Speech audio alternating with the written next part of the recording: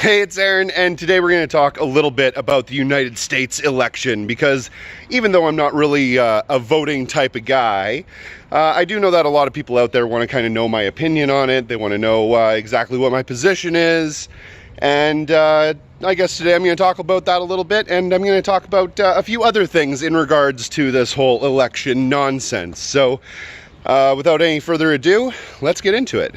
Well, first of all, before we get into it, I just want to say, obviously, I'm not doing my how does anarcho-communism work video today because of this historic event. What we are told is to be the most important event of our lifetimes.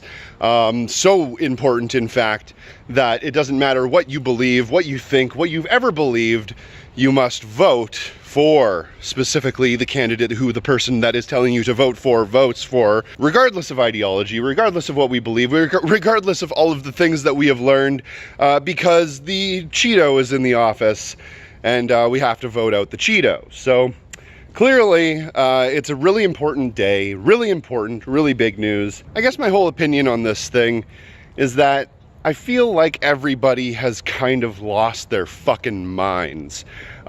We've seen this, well, at least I've seen this. I'm an old man. I was around for at least 3 or 4 presidents now. And we see this exact same kind of rhetoric over and over and over again throughout history. Back when Richard Nixon was running, he was running on a platform of, oh, there's going to be lawlessness and crime in the streets and all of these crazy things. And really, the day after the election, things were the same. Policies get changed, obviously. Policies always get changed. But nothing really fundamentally changed. It wasn't all of a sudden like a nuclear winter or some kind of comet came from out of Earth. I guess it wouldn't be a comet. It'd probably be an asteroid. An asteroid didn't come from outer space and smash into the Earth and kill everybody. That's not what happened. Everything ended up being virtually the same, with a few policy changes that fucked over the small guy, which would have happened regardless, and things went relatively smoothly. And when I say things went relatively smoothly, I don't mean for, any minority people or anybody that was in a position where they weren't already having smooth lives to begin with. I mean for the general population of happy, friendly, liberal white people. Everything was totally fine for them. So they didn't see much of a difference, right? Same thing kind of goes with Hillary Clinton, when everybody thought that Hillary Clinton was going to win the election and everybody was losing their minds. And then all of a sudden, Trump won the election, and broadcast on one of the big buildings in New York was a big picture of his face, all emblazed with red lights. And it looked like a scene from, I don't know, some sort of dystopic movie of some kind. And then the next day, things ended up being relatively normal. Obviously, policy changes. Tons of people ended up having massive problems. Donald Trump handled COVID like probably the worst any president or any person on the face of the earth could have possibly handled it. But at the end of the day, most things were relatively normal. The deep state just kept chugging along, doing the thing that it does, enacting policies that they would already have been enacting, making mandates that they already would have mandated, and, of course, trying to shove through a bunch of judges that they would have already tried to shove through. Actually, you know what? I'm going to take a bit of an aside and talk about that for a second. It's kind of interesting that everybody is talking about how, oh, it's so bad that this Amy Coney Barrett ended up getting into this position to be on the Supreme Court judge, to be a Supreme Court justice, sorry. And it's terrible that they would do that at the end of the presidency, but don't you really understand what they're doing here? Right now, the United States is facing one of the largest, if not the largest, leftist movements in history, in American history. And they don't know what to do. But one thing that they can do is make it so that even if we were to force through some sort of temporary change candidate like a Bernie Sanders or puke me to death Joe Biden, then it would probably result in a few things that they wouldn't want. Well, to stop that, they made sure that they would push through all of the conservative judges that they could to inevitably make it so that all of the policy that could get changed won't get changed. It's one of those small little things, one of those little intricacies within the Constitution that they were able to fuck around with. and turn towards their advantage. And politicians do this all of the time. It's really easy for them to do it, in fact, because, well, the Constitution was written in such a way that everything is very vague and very open to interpretation. So it makes it very easy for anybody who wants to read that Constitution in just the right way to make all of just the right laws that'll always benefit them. So getting back to this whole election thing, it's not like I don't think that certain candidates won't be better in certain ways. I certainly do. Obviously, I've heard the position again and again. Sorry about the construction in the background, by the way. But obviously, we've heard the argument again and again and again that Joe Biden is apparently going to be better for everybody. He's going to be better for the left. He's going to be better for humanity. He's going to actually take the coronavirus seriously. You can't really see me here, so I'm going to go this other way. He's going to take coronavirus seriously. He's going to do all of these amazing things. Let's say all of that's true. Maybe it is. Who knows?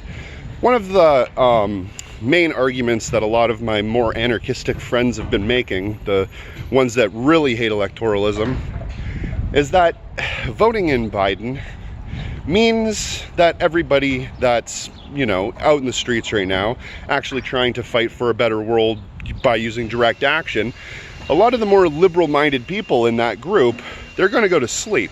They're going to go back to brunch, as a lot of people are saying. And not only that, it's going to continue the exact same policies and positions and horrible things, laws and rules that have been written by candidates like Joe Biden for the last 42 years, 47 years or something like that. He is part of the reason why the system is the way that it is now. He's part of the reason why they ended up getting Trump. Now, some people will argue, oh, well, Joe Biden is going to be a lot better for the left because look at how horrible Bernie Sanders is doing under Trump. But before, when it was still under Barack Obama, he did amazing. And all of a sudden he was able to get incredible numbers and he was able to inspire so many people and all of these things. And they're kind of missing like a big point there. The main thing being that Bernie Sanders isn't necessarily the left. Bernie Sanders is left of center, obviously. He's a social democrat, not really a democratic socialist, but he is a social democrat, and that is left of center as far as liberals are concerned. And yes, he would try to do some things that were a little bit better, but saying that the left was more motivated or more energized or more ready to fight under Barack Obama than they were under Trump really completely misses everything that's been going on right now. I will admit, under Barack Obama, we did see some amazing things happen. We've seen the Occupy Wall Street movement. We've seen a lot of different movements spontaneously erupt. The protests against the Dakota Access Pipeline. All of these things are amazing. But to say that the left was stronger under Obama is ludicrous. It doesn't make any sense at all, and it doesn't actually look at the reality of what's going on here. Yes, obviously Bernie Sanders did a little bit better under Barack Obama going up against Hillary Clinton than he did going up against Joe Biden and trying to face off against Trump. But again, Bernie Sanders is a liberal. The left has all of a sudden went from doing things like the Dakota Access Pipeline protests to the single largest sustained civil rights protest in American history. 150 days, I think some places have been protesting for, which is outrageous. That's insanity. And to say that the left has somehow been weakened by Trump is just not understanding reality. More people have been radicalized by Trump than I could radicalize in 100 lifetimes. And all he has to do is just be himself. Every time he does something terrible, like gassing protesters, or standing in front of a fucking church with a Bible after gassing protesters, or every time he locks more kids in the cages that Barack Obama and Joe Biden created, it makes more anarchists, man. It makes more socialists. So that's the way I look at it on that one. But going back to my whole little thing that I was saying, let's look at Trump for a second. There's a lot of arguments about Trump, actually. Clearly, he is the worst candidate. He is terrible. No one would ever say that he isn't. He's done a horrible, horrible job, and the amount of destruction that he's been able to do in 4 years is actually really quite astonishing. It's almost immeasurable. I tried to go through at one point and tally up all of the damaging, destructive things that he had done, and it turns out that there are many websites that are dedicated to exactly that, finding out those statistics. And finding out every single little thing that he did to erode, say, civil liberties or whatever it is. And the list is long. It's incredibly extensive. It goes on and on and on about how he took away this right, how he took away this thing, how he did this thing wrong, and all of these sorts of things. He is basically putting the collapse of the American system on fast forward. He hit the fucking fast forward button, and now it's literally falling apart faster than anybody could have ever imagined. Now the question you ask is, do I actually think that that's a good thing? Well, no, I don't think that's a good thing at all. I don't want anybody to die. I don't want anybody to get hurt. I don't want anybody to have any sort of serious issues, right? But I also do know that the system needs to fall apart. I also do know that the system does eventually need to collapse. And if not being kicked into fucking high gear, I don't really know. Because we've already gone through decades and decades of trying to push liberal candidates left. We've already gone through decades and decades of bullying those liberal candidates and trying to get them to do what we want them to do. Jon Stewart made an entire career out of doing exactly that, and then ended up quitting. He rage quit his entire career because he found out that it was basically a futile effort and that it was pointless. He said that it was basically like yelling at the TV screen, because he knew that no matter how much he said, no matter how much he did, nothing fundamentally would change. Funny that, isn't it? Obviously, Jon Stewart was influential. He was able to do a lot of things, like he was able to help a lot of veterans and that sort of thing. But at the end of the day, the amount that he was able to actually move a lot of these politicians and a lot of these people to actually do the right thing was extremely small. It was minimal. It was almost nothing. And Jon Stewart had the ear, of most of the left of the time. In the late 90s, early 2000s, he was the voice of the generation. He was the voice of a lot of young people. And we all tried to bully the politicians. We all tried to attack them on their shitty milquetoast beliefs and all of those sorts of things. And it did nothing. It ended up leading to a situation where they thought that they could push through basically any candidate that they wanted, and that candidate would be, as boring and as warmongering and as horrible as we could possibly imagine. And let's not forget for a second that it was exactly that period of time that led to the things like Trump and Trumpism and the whole fucking world around Trump right now. It was exactly that period of time when we were constantly talking about, these heel billionaires being the bad guys and running and controlling the world, but also, kind of anti-heroes at the same time, right? Like, look at all of the media back during the time of George Bush and Barack Obama and even Bill Clinton, right? A ton of the media was showing people like Donald Trump as, yes, being these bad guys, right? But if you know anything about bad guys, is that eventually they kind of have a streak where you start to like them. I'm not saying that I like Trump at all. Obviously, I think that he's a fucking horrible piece of shit monster. But that isn't everybody. Now, something that a lot of people might not know about is I'm a fan of professional wrestling.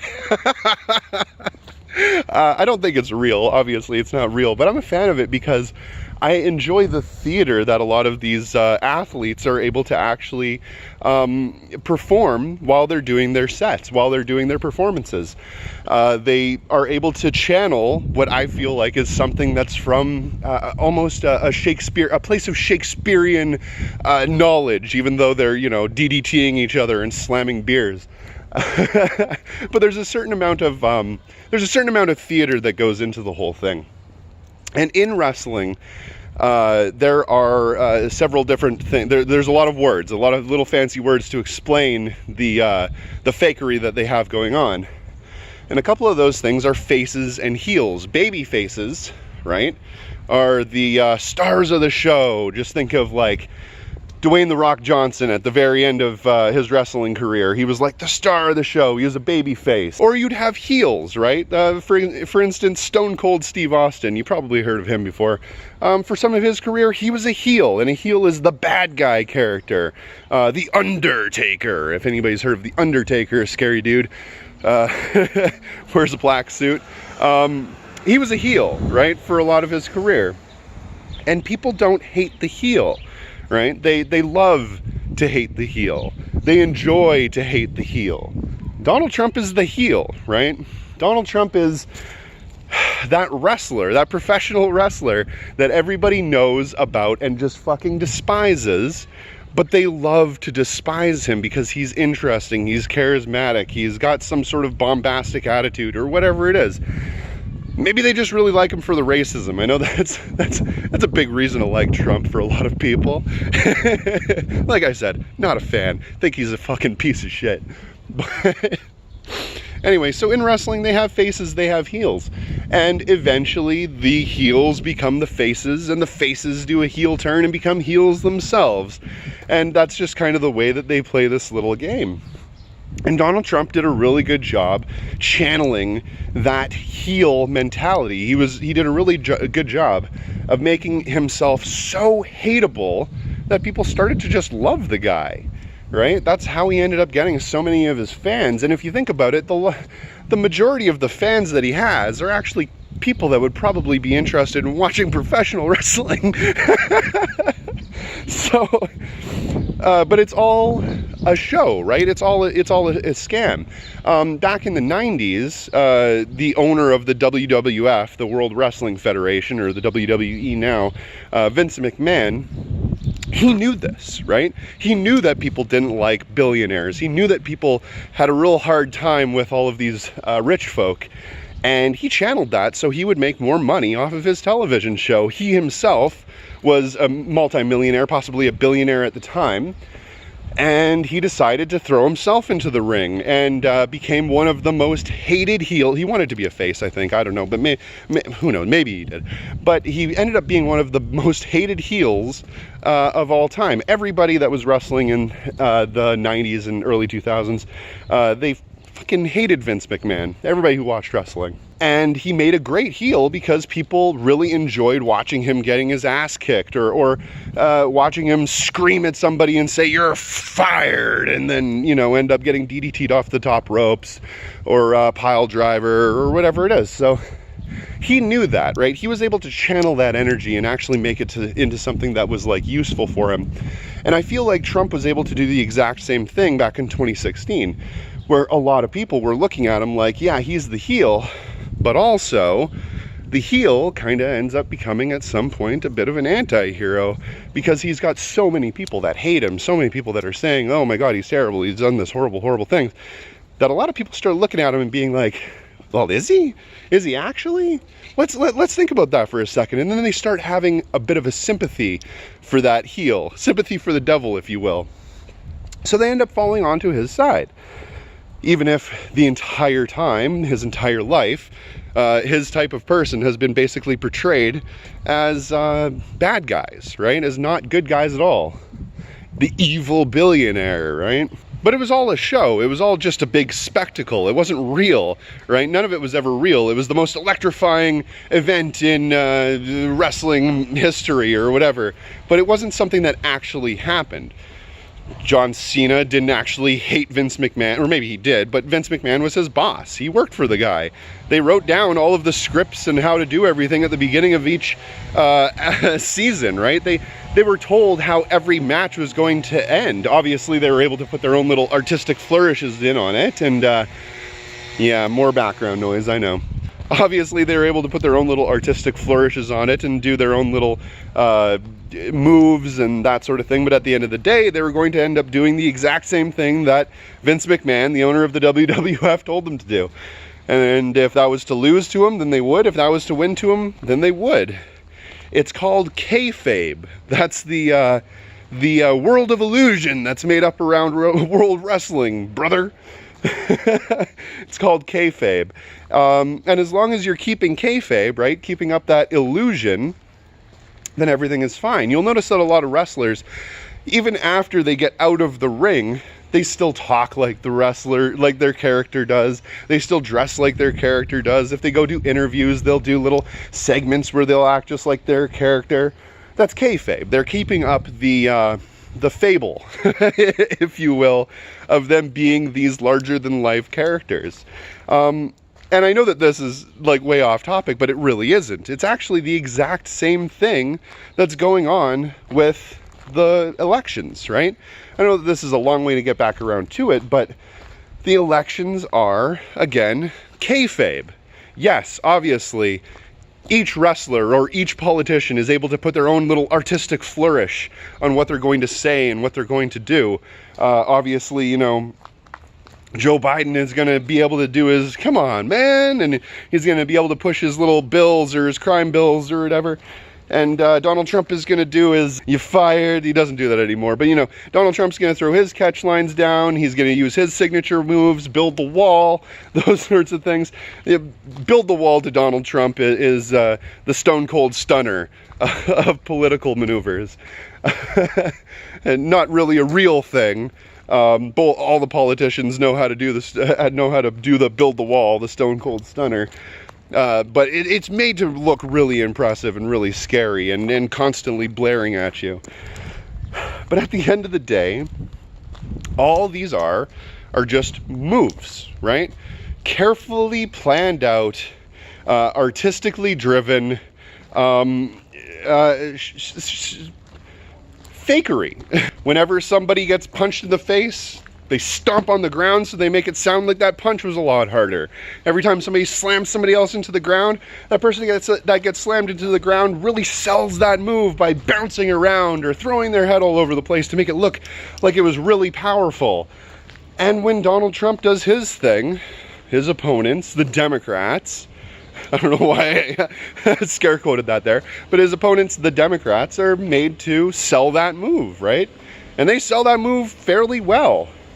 The only difference is that the Democrats don't really have any kind of electrifying candidate to put up against Donald Trump. See, back during World Wrestling, the most electrifying thing that they could possibly do was to have the badass, you know, the known rebel, the guy that was always doing awesome shit, Stone Cold Steve Austin, guy that would crack a beer, chug it down, and call you an asshole.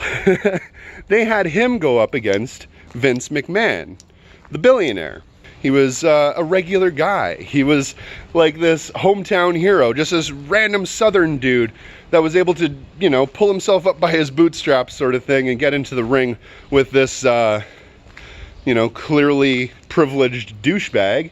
And he was able to kick his ass. You know, sometimes he kicked his ass, sometimes he didn't. But that's how the main event ended up going down in one of the major wrestling. That's how one of the main events went down in a major wrestling tournament, where Stone Cold Steve Austin was able to get the best of Vince McMahon and did some pretty interesting fuckery to, you know, end up winning the match. And that's kind of what the United States needed, was a Stone Cold Steve Austin to go up against Donald Trump. See, Donald Trump, you know, same sort of thing as Vince McMahon, he was the heel.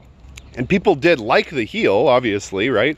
They enjoyed seeing Vince say the catchphrases that he did and doing his little power walk and shit down the stage. But they liked Stone Cold Steve Austin more. They related to that guy. They wanted to go out and have a beer with that guy. They wanted to, you know, hang out with him, sort of thing. That's not what Joe Biden is. Joe Biden is not Stone Cold Steve Austin. He's not the hometown hero. A lot of people are trying to paint him as old Scranton Joe, Uncle Joseph, right? And they're trying to make it seem as though like he's more proletariat than he actually is, but he's not. He's not proletariat at all. He's a rich douchebag who was able to just pay his way through school, or his parents paid his way through school. He was able to go to all these amazing schools, bottom of his class, and still ended up becoming a United States senator and now possibly the president of the United States. This guy has never worked hard in his entire life, and we're supposed to root for him.